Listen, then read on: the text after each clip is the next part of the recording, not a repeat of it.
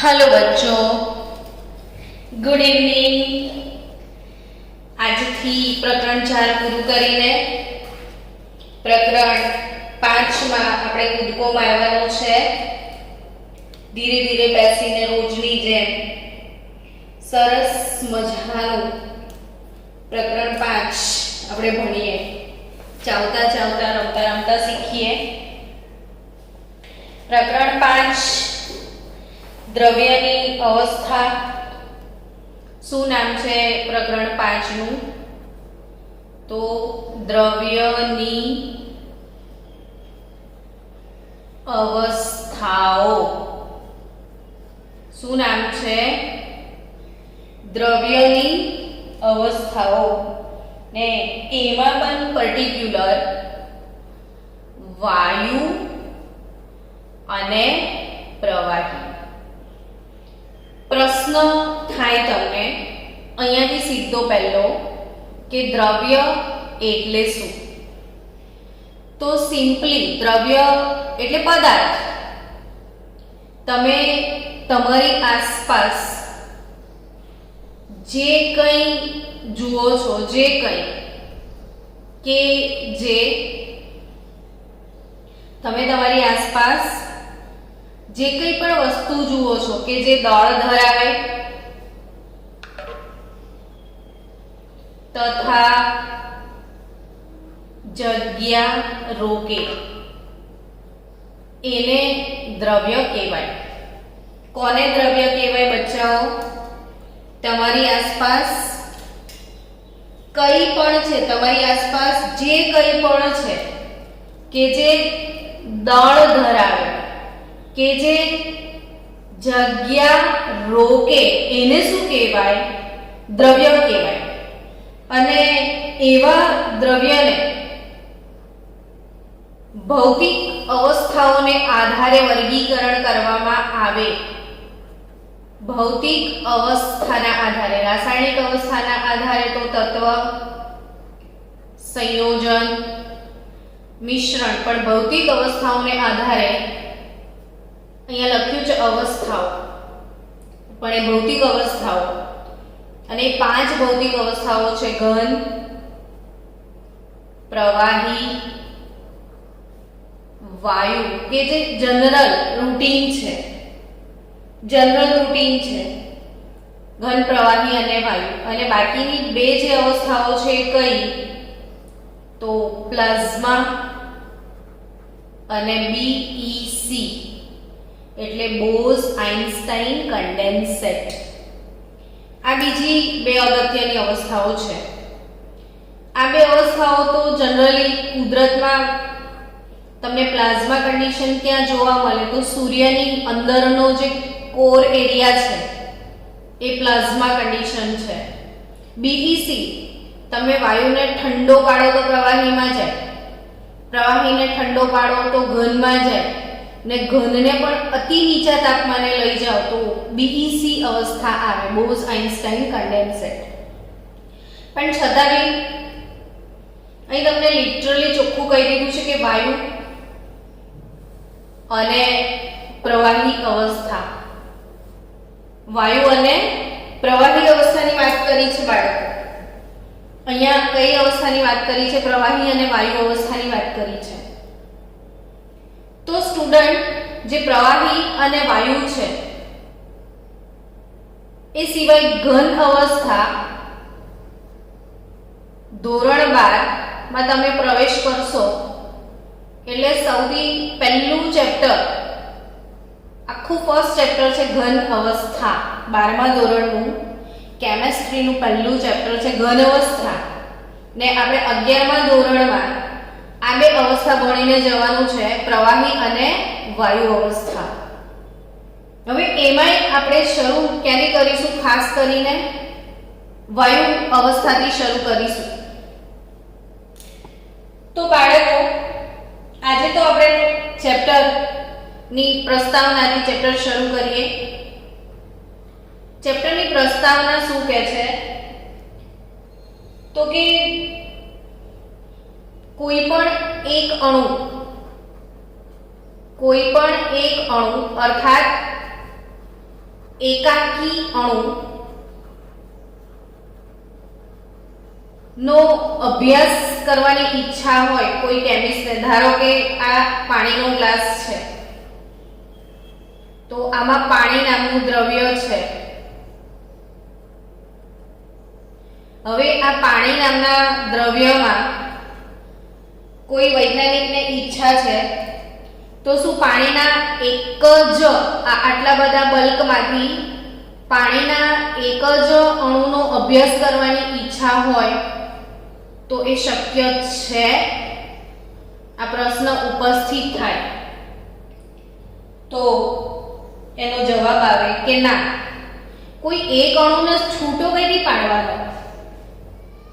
કોઈ એક જ અણુને છૂટો ક્યાંથી પાડવાનો? એટલે કોઈ એકાકી અણુનો જે અભ્યાસ છે એ શક્ય જ નથી. એટલે આખા આ જે છે પાણી એ અણુઓનો સમૂહ છે. પાણી શું છે? અણુઓનો સમૂહ. એટલે અણુઓના સમૂહનો અભ્યાસ થાય, કોઈ એકાકી અણુનો અભ્યાસ શક્ય નથી. એટલે અહીંથી જ એક વ્યાખ્યા મળી જાય તમને કે આ અણુઓનો સમૂહ, આ બહુ બધા અણુઓનો સમૂહ કે જે અણુઓનો સમૂહ કે જે દળ ધરાવે છે અને ગ્લાસની અંદર જગ્યા પણ રોકે છે. એટલે કે જે દળ ધરાવે છે અને અવકાશમાં જગ્યા રોકે છે તેને દ્રવ્ય કહેવાય. એટલે પ્રસ્તાવનામાં સૌથી પહેલું નોટમાં લખવાની શરૂઆત કરવાની, ચેપ્ટરનું ટાઇટલ લગાવજો કે દ્રવ્યની અવસ્થાઓ. એમાં સૌથી પહેલો ટોપિક આવશે પ્રસ્તાવના, ને પ્રસ્તાવના પછી તરત સૌથી પહેલી વ્યાખ્યા આવશે દ્રવ્યની કે એક અણુનો અભ્યાસ શક્ય નથી, અણુઓના સમૂહનો અભ્યાસ કરવો પડે. અણુઓના સમૂહને કે જે દળ ધરાવે, જગ્યા રોકે તેને દ્રવ્ય કહેવાય. આ દ્રવ્યને બીજો ટોપિક, આ દ્રવ્યની અવસ્થાઓ કેટલી? ભૌતિક અવસ્થાઓ તો કે 5. આ લખી લેજો 5 ભૌતિક અવસ્થાઓ. અને 5 ભૌતિક અવસ્થાઓની આપણે વાત કર્યા પછી ઘન પદાર્થ જે છે એ ઘન પદાર્થ કોને કહેવાય? વાયુ પદાર્થ કોને કહેવાય? અને પ્રવાહી પદાર્થ કોને કહેવાય? મેં પ્રવાહી વચ્ચે લખવાનું હતું, કઈ વાંધો નહીં. તો કે ઘન પ્રવાહી આપણે ચેન્જ જ કરી દઈએ, સમજણ પણ સારી પડશે. ઘન પ્રવાહી અને અહીં કઈ અવસ્થા આવે છે? વાયુ. તો કે ઘન પદાર્થ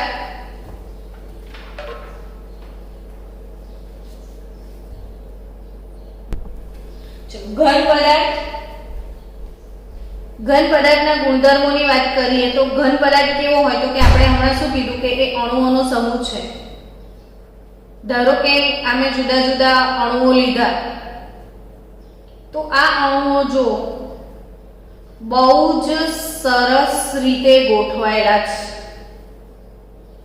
આ અણુઓ બહુ જ સરસ રીતે ગોઠવાયેલા છે. એટલે અણુઓની સુવ્યવસ્થિત ગોઠવણી હોય અને અણુ એકબીજાની નજીક હોય. કેમ નજીક હોય? તો કે અણુ વચ્ચેનું અંતર, જેને કહેવાય આંતર આણ્વીય અંતર. ફરીથી સાંભળો અને સમજો. અણુ વચ્ચેના અંતરને શું કહેવાય બાળકો?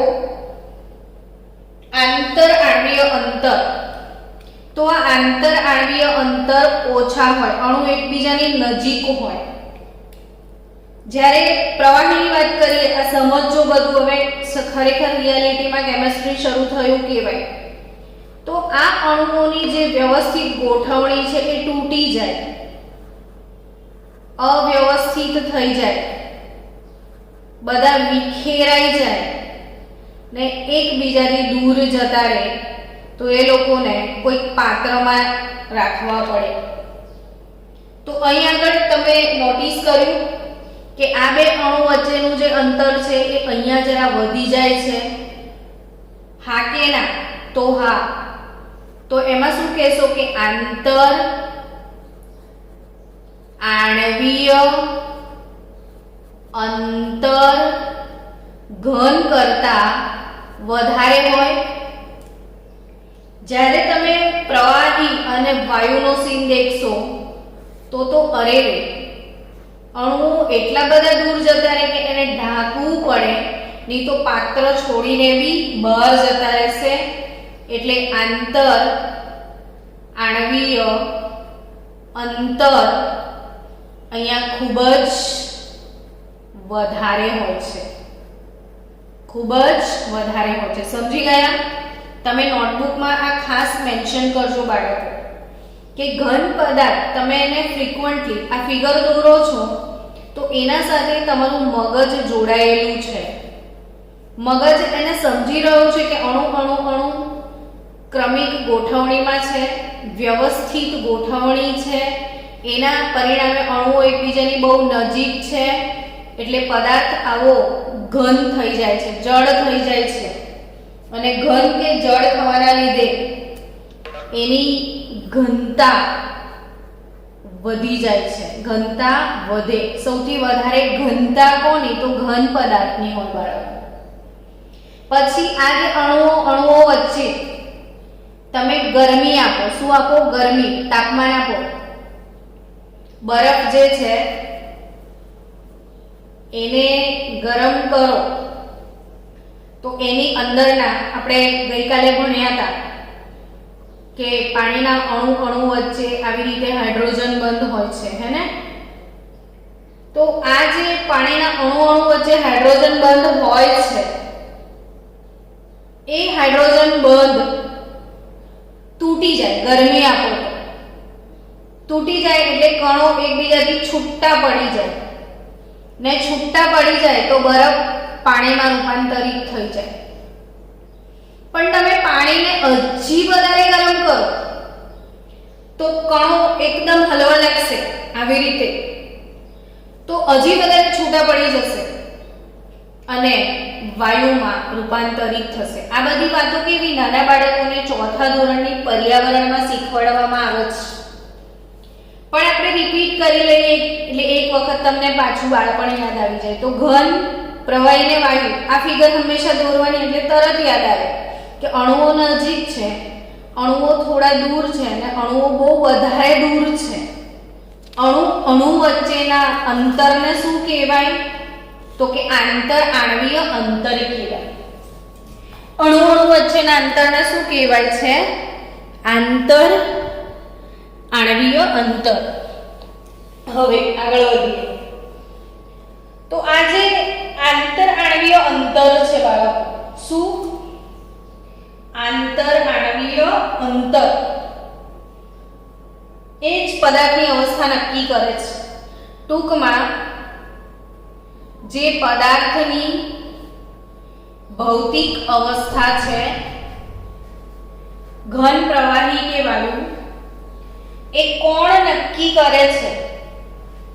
તો કે પદાર્થની અવસ્થા નક્કી કરતું અગત્યનું પરિબળ કોણ છે?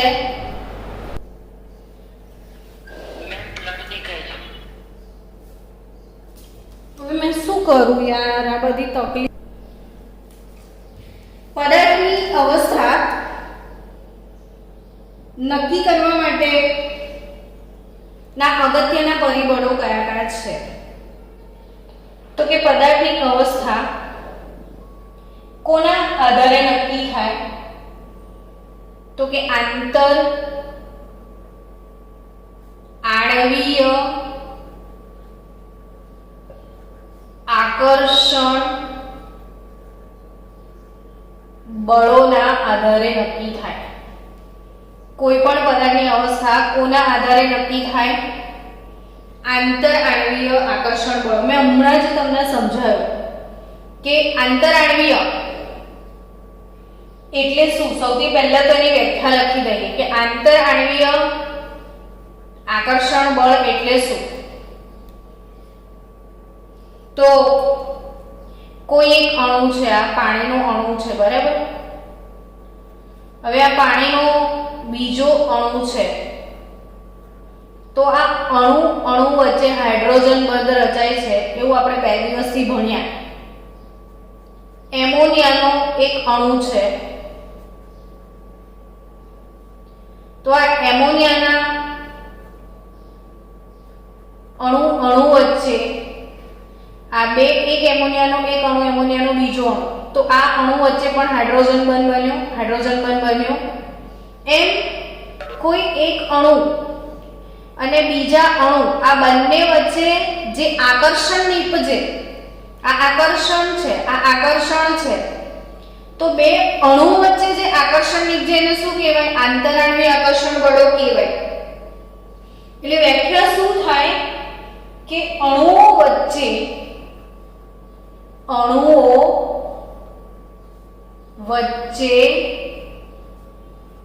પ્રવર્તતા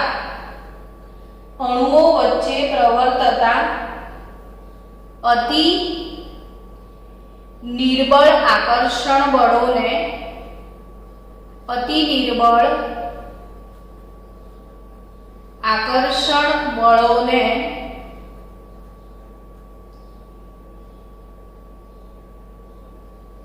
વાંડરવાલ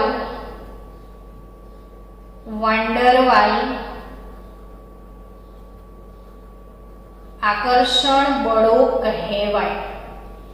અણુ વચ્ચે પ્રવર્તતા અતિ નિર્બળ આકર્ષણ બળોને આંતરઆણ્વીય આકર્ષણ બળ એટલે કે વાંડરવાલ આકર્ષણ બળ કહેવાય. એટલે કે શું કહેવાય એને?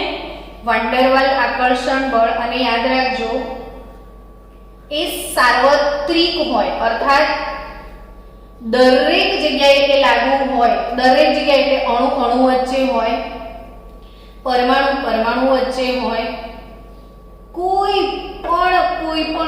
પણ બે અણુઓ વચ્ચે હોય. સમજો કે દરેક જગ્યાએ હોય એને સાર્વત્રિક આકર્ષણ બળ કહેવાય.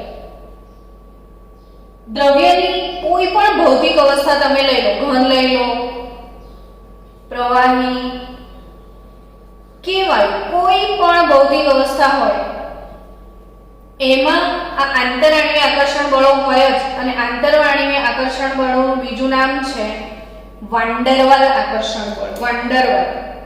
આમાં વાંડરવાલ જે છે એ વૈજ્ઞાનિકનું નામ છે. અને આનું નામ, આ આકર્ષણ બળનું નામ વાંડરવાલ કેમ આપ્યું છે? તો કે આ ટાઈપના જે આકર્ષણ બળો છે એ કોઈ પણ બંધ વડે સમજાવી શકાતા નથી. જેમ કે તમે એમ કહેશો કે Na+ ને Cl- વચ્ચે આકર્ષણ છે, તો તમે એવું કહી દેશો કે હા, Na+ ને Cl- વચ્ચે તો જે આકર્ષણ બળ છે એને આયોનિક બંધ કહેવાય. તો આ આકર્ષણ બળને તમે આયોનિક બંધ વડે સમજાવી શક્યા. ક્લોરીન ને ક્લોરીન વચ્ચે બંધ છે, આકર્ષણ છે, તો તમે એવું કહેશો કે હા, એને તો સહસંયોજક બંધ કહેવાય. એટલે આકર્ષણ બળો આને સમજાવી શક્યા, તમે આને સમજાવી શક્યા. પણ પાણીના એક અણુનું પાણીના બીજા અણુ સાથે જે આકર્ષણ બળ છે, આ બધા કોઈ બંધ વડે નથી સમજાવી શકાતા. એટલે એવા તમામ આકર્ષણ બળોને વાંડરવાલે પોતાનું નામ આપી દીધું, જેને વાંડરવાલ આકર્ષણ બળ કહેવાય. એટલે આપણે હમણાં થોડીક વાર પહેલા શીખ્યા કે ઘન પદાર્થના કણો નજીક છે, તો આ લોકોની વચ્ચે જે આકર્ષણ બળ છે એ વાંડરવાલ, આ લોકોની વચ્ચે પણ જે છે એ વાંડરવાલ, આ લોકોની વચ્ચે પણ જે હોય એ વાંડરવાલ. બધી અવસ્થામાં વાંડરવાલ આકર્ષણ બળ તો હોય જ. સમજ્યા? તો આ વાંડરવાલ આકર્ષણ બળ જે છે, હવે અગત્યનો ટોપિક શરૂ થઈ રહ્યો છે. સમજો કે વાંડરવાલ આકર્ષણ બળ, વાંડરવાલ આકર્ષણ બળ. તો આ વાંડરવાલ આકર્ષણ બળ કયા પરિબળો પર આધાર રાખે છે? વાંડરવાલ આકર્ષણ બળ કયા પરિબળો પર આધાર રાખે છે? તો પહેલું છે અણુના આકાર પર, અણુઓના આકાર પર લખી રાખજો બાળકો, અગત્યનો મુદ્દો છે. વાન ડર વાલ આકર્ષણ બળ શેના પર આધાર રાખે છે? તો અણુઓના આકાર પર. અણુઓમાં રહેલા ઇલેક્ટ્રોનની સંખ્યા પર. ત્રીજું, અણુઓની સંપર્ક સપાટીના ક્ષેત્રફળ પર. અણુઓની સંપર્ક સપાટીના ક્ષેત્રફળ પર. અને ચોથું, સરેરાશ આણ્વીય અંતર પર. સરેરાશ આણ્વીય અંતર અગત્યના મુદ્દા છે, હમણાં જ મનમાં તૈયાર કરી લો. શું પ્રશ્ન છે આપણો? કે વાન ડર વાલ આકર્ષણ બળ કયા પરિબળો પર આધાર રાખે છે? વાન ડર વાલ આકર્ષણ બળ કયા પરિબળો પર આધાર રાખે છે? તો વાન ડર વાલ આકર્ષણ પર અસર કરતા પરિબળો, પહેલું છે અણુનો આકાર, બીજું છે અણુઓમાં રહેલા ઇલેક્ટ્રોનની સંખ્યા, ત્રીજું છે અણુઓની સંપર્ક સપાટીનું ક્ષેત્રફળ અને ચોથું છે સરેરાશ આણ્વીય અંતર. હવે આપણે આમાંથી એક સરસ મુદ્દો સમજવાનો છે કે આ જે વાન ડર વાલ આકર્ષણ બળ છે, આના આધારિત કેવા પ્રશ્નો પૂછાઈ શકે અને એને આપણે સોલ્વ કરવાનું શીખીએ. તમને પરીક્ષામાં પ્રશ્ન પૂછાય કે શા માટે ફોસ્ફરસ ઘન છે અને નાઇટ્રોજન વાયુ છે? આવો પ્રશ્ન પૂછાઈ શકે. શા માટે ફોસ્ફરસ ઘન છે અને નાઇટ્રોજન વાયુ છે? બીજો પ્રશ્ન તમને આવી શકે કે સલ્ફર S8 એ બી ઘન છે, એ સલ્ફર S8 ની સ્થાયીતા, અને જો સ્થાયીતા ના પૂછે તો ગલન બિંદુ ફોસ્ફરસ કરતા વધુ છે. આવો પ્રશ્ન પૂછે તો આ બંને પ્રશ્નોના જવાબ શું આવે? શા માટે ફોસ્ફરસ ઘન છે અને નાઇટ્રોજન વાયુ? એટલે તમને એટલું તો વિચાર આવે કે ધારો કે આ હું કથ્થાઈ કલરનો ફોસ્ફરસનું અણુ દોરું છું અને રેડ કલરનો નાઇટ્રોજનનો અણુ છે. હવે ફોસ્ફરસ ઘન છે, નાઇટ્રોજન વાયુ, તો તમારા મગજમાં એક વસ્તુ તો શ્યોરલી આવી જશે કે ભાઈ ફોસ્ફરસમાં કેવું હશે? તો કે એના અણુઓ એકબીજાની નજીક હશે અને અણુઓ એકબીજાની નજીક ટાઈટ હશે, ટાઈટ પેક અથવા ક્લોઝ પેક હશે, એટલે આ ઘન છે.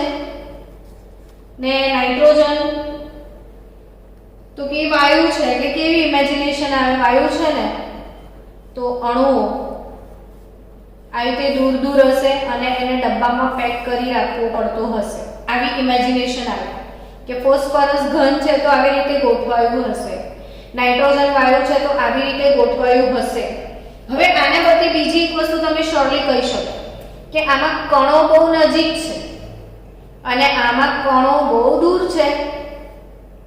એટલે તમે એવું બી કહી શકો કે આના બે કણો વચ્ચે આકર્ષણ બળ આમાં આંતર આણ્વીય આકર્ષણ બળ અથવા વાન ડર વાલ આકર્ષણ બળ ફોસ્ફરસમાં વધારે હશે અને આમાં ઓછું હશે. આટલી વસ્તુ ખબર પડી જાય તમને.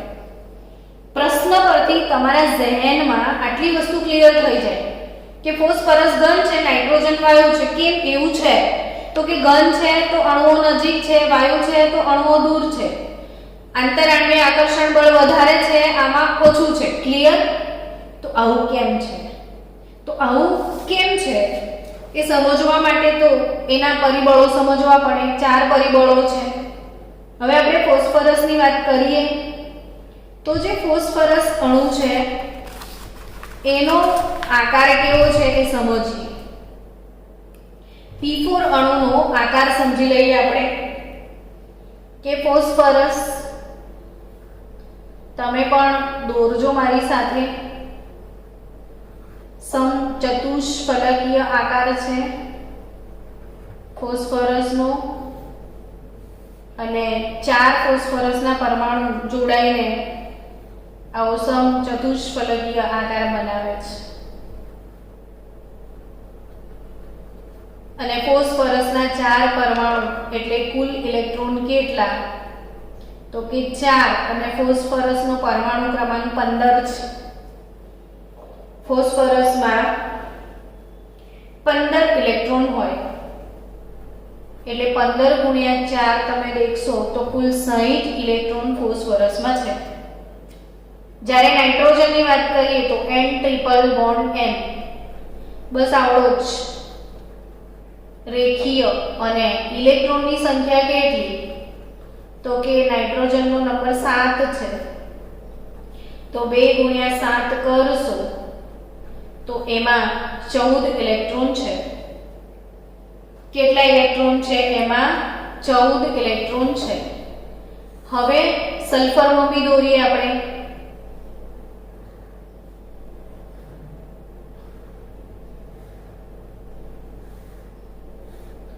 તો સલ્ફર આવું ક્રાઉન લાઇક શેપ હોય છે. મિસ ઇન્ડિયાને કેવો ક્રાઉન પહેરાવે છે, આમ ઝિગઝેગ પેટર્નમાં ગોળ ગોળ ગોળ, એવો ક્રાઉન લાઇક શેપ સલ્ફરનો છે.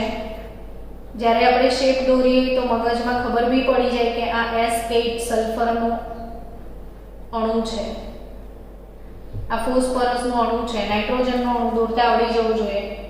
ને આમાં સલ્ફરનો પરમાણુ ક્રમાંક છે ને 16 છે એટલે સલ્ફરમાં 16 ઇલેક્ટ્રોન ને એવા 8 સલ્ફર એટલે 8 × 48 તો 128 ઇલેક્ટ્રોન સલ્ફરમાં છે. સમજી ગયા તમે? તો બાળકો સમજો હવે કે વાન ડર વાલ આકર્ષણ બળ કયા કયા પરિબળો પર આધાર રાખે? તો અણુઓનો આકાર. તો આ તમે આવી ઝિગઝેગ પેટર્નની બંગડી જોઈ હશે. બંગડીનો સેટ આવે ને આવી ઝિગઝેગ બંગડી આવે ને તો બધી બંગડી એકબીજામાં સરસ રીતે ફસાઈ જાય. કેમ કે આમાં આ એકબીજામાં ફસાવાનું જેવી ગ્રીપ છે. તો આ બધા અણુઓ એકબીજાની જેમ ક્લોઝ ફસાઈ જશે, ટાઈટ ફસાઈ જશે. હલો, તો આ જે અહીંયા જોઈ શકો છો તમે કે અણુનો આકાર, વાન ડર વાલ આકર્ષણ બળ અણુના આકાર પર આધાર રાખે છે. આના કરતા આનો આકાર જુઓ, એકબીજાની અંદર સરસ રીતે ફસાઈ શકે તેવો છે. બીજું, અણુમાં રહેલા ઇલેક્ટ્રોનની સંખ્યા, આમાં 60 ઇલેક્ટ્રોન છે, આમાં 14 ઇલેક્ટ્રોન છે, આમાં 128 ઇલેક્ટ્રોન છે. તો આમાં સૌથી વધારે ઇલેક્ટ્રોન છે. આના પછી આમાં છે એટલે ટૂંકમાં આના કરતા આમાં વધારે ઇલેક્ટ્રોન ને આના કરતા આમાં વધારે ઇલેક્ટ્રોન. એટલે આમાં દેખો અણુઓને એકબીજા જોડે સંપર્ક કરવા માટે વધારે સપાટી મળી રહી છે. હા, 5 મિનિટમાં મીટિંગ ઓવર થઈ જશે. કઈ વાંધો નહીં, હું વિડિયો કન્ટિન્યુ કરીશ, તમને મોકલી દઈશ. આ સમજાઈ ગયું છે ખરું ને?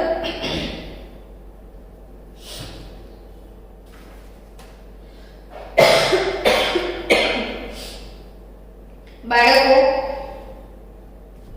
વાન ડર વાલ આકર્ષણ બળ, અણુઓના આકાર, અણુમાં રહેલા ઇલેક્ટ્રોનની સંખ્યા, અણુઓની સંપર્ક સપાટીનું ક્ષેત્રફળ અને સરેરાશ આણ્વીય અંતર, આ 4 પરિબળો જે છે એમાંનું પહેલું છે સમચતુષ્ફલકીય. P4 અણુનો આકાર, નાઇટ્રોજન એમાં 14, આમાં 60 અને આમાં 128 ઇલેક્ટ્રોન.